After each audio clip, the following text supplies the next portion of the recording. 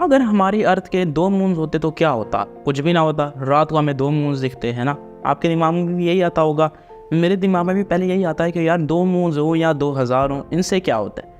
लेकिन एक्चुअली सिर्फ एक मून एक्स्ट्रा आने से हमारी अर्थ बिल्कुल ही तब्दील हो सकती है, बिल्कुल ही चेंज हो सकती है। कैसे? इस वीडियो में आज हम जानेंगे। अब यहाँ पर हम फर्ज करते हैं कि जो दूसरा मून है उसका कोई नाम तो हमने रखना है, तो हम उसका नाम लूना रख लेते हैं। हमारा अपना मून को हम मून ही कहेंगे, दूसरे मून को हम लूना कहेंगे। तो क्या होगा कि अगर एक मून और एक लूना हमारी अर्थ का ऑर्बिट करें। अब मून के बहुत सारे इम्पैक्ट्स होते हैं अर्थ पे, शायद आपको ना पता हो, जैसे कि टाइड्स, समुद्री लहरें। अब हमारा एक मून है तो हमारी समुद्री लहरें एक ख़ास शेड्यूल के मुताबिक चेंज होती रहती हैं। जैसे हम स्प्रिंग और नीव टाइड्स कहते हैं, मंथली टाइड्स होती हैं और मुख्तलिफ़ किस्म की और भी टाइड्स होती हैं।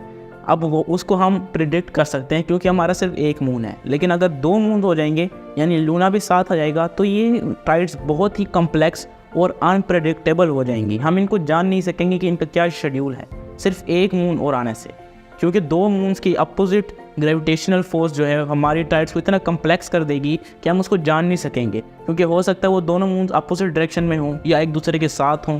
हमें देखना पड़ेगा हर दफ़ा जब भी हम चाहेंगे कि ये जानना कि आखिरकार टाइड्स का अगला रुख क्या होने वाला है। सबसे मज़े की बात यहाँ पर ये आती है कि टाइड्स इतनी ज़्यादा एक्सट्रीम हो जाएंगी कि या तो वो इतनी ज़्यादा ऊंची हो जाएंगी कि वो सुनामीज़ को भी क्रॉस कर देंगी। इतनी बड़ी बड़ी आपके समुद्र में लहरें बनेंगी और पूरे शहर डूब जाएंगी। दूसरा एक सिनेरियो ये हो सकता है कि टाइड्स इतनी ज़्यादा लो बने कि जो लोग सर्फिंग के लिए जाते हैं उनको उतनी भी जो वेव्स हैं, टाइड्स हैं, वो भी ना मिलें, क्योंकि ये बहुत ही एक्सट्रीम कंडीशंस हैं। अब अगर दोनों मून्स या तो एक साथ हैं तो दोनों की जो ग्रेविटेशन है वो एक दफ़ा एक बहुत ही बड़ी वेव बनाएगी जो कि सुनामी से भी ज़्यादा स्ट्रॉन्गर होगी। लेकिन अगर दोनों अपोजिट डायरेक्शन में ऑर्बिट कर रहे हैं अर्थ को, तो दोनों की जो फोर्सेस हैं एक दूसरे को कैंसिल कर देंगी और जो टाइड्स हैं वो बहुत ही ज़्यादा कम बनेंगी, यानी आपकी एक्सपेक्टेशन से भी ज़्यादा कम। अगर हमारे 2 मून्स होते हैं यानी एक मून और एक लूना, तो हमारी क्या डे एंड नाइट साइकिल पे इफेक्ट पड़ता? Well yes. लेकिन कैसे पड़ सकता है? ये तो अर्थ ही घूमती है ना सन के इर्द गिर्द और अपने एक्सिस पे घूमती है, तो इसमें मून का क्या काम है? वैसे बहुत बड़ा काम है।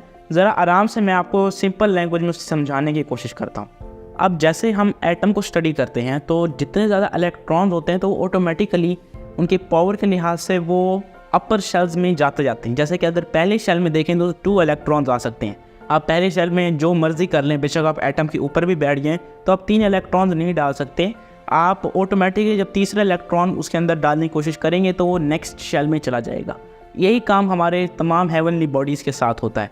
जैसे ही दूसरा मून यानी लूना हमारी ऑर्बिट में आएगा तो मून से ज़्यादा करीब आएगा, यानी हमारे ज़्यादा करीब डिस्टेंस में आएगा और उसका ऑर्बिट वही होगा। हम ऑर्बिट अपनी मर्ज़ी से कस्टमाइज़ नहीं कर सकते कि वो होगा, एग्जैक्टली ऑर्बिट उसका वही होगा जो मैं बता रहा हूँ, यानी हमारे मून से भी ज़्यादा करीब। जब हमारे मून से भी ज़्यादा करीब वो हमारा होगा तो उसकी ग्रेविटेशनल फोर्स बहुत ज़्यादा स्ट्रॉन्ग होगी और वो इतनी स्ट्रॉन्ग ज़रूर होगी कि हमारी जो अर्थ का रोटेशन प्रोसेस है उसको बहुत स्लो कर दें। अब बहुत स्लो करने से मुराद है कि जहाँ पर एक 24 घंटों का दिन होता था वहाँ पर तकरीबन 26 घंटों का दिन हो सकता है, यानी 2 घंटे आपको एक्स्ट्रा मिल सकते हैं। लेकिन अगर सिनेरियो मतलब आप थोड़ा सा और आगे ले जाएँ और अगर आप कहें कि लूना का जो मैस है वो थोड़ा सा हमारे यहाँ मून से ज़्यादा हो तो हमारा जो दिन है वो एक 28 आवर्स तक भी बड़ा हो सकता है, यानी कि आपको 4 घंटे एक्स्ट्रा मिलेंगे। अब आपकी मर्ज़ी, आप उससे खुश होते हैं या नाराज़ होते हैं। अब ये तो सिर्फ हमारी बेसिक ज़रूरियात हो गई, आगे भी बहुत कुछ रहता है। अगर हमारे 2 मून्स होते हैं यानी एक मून और एक लूना, तो हमारे क्या इकोसिस्टम पे फ़र्क पड़ता? बहुत बड़ा फ़र्क पड़ता। लेकिन क्या सा फ़र्क पड़ता है? प्लांट्स को तो चाहिए सनलाइट, वो तो उनको मिल जाएगी, तो हमारी इकोसिस्टम में क्या होगा? अब एक्चुअली जो हमारे जितने भी बायोलॉजिकल ऑर्गेनिजम्स हैं वो डायरेक्टली या इनडायरेक्टली हमारी डे एंड नाइट साइकिल पे डिपेंड कर रहे हैं अपनी एक्टिविटीज़ के लिए, ख़ास तौर पे प्लांट्स।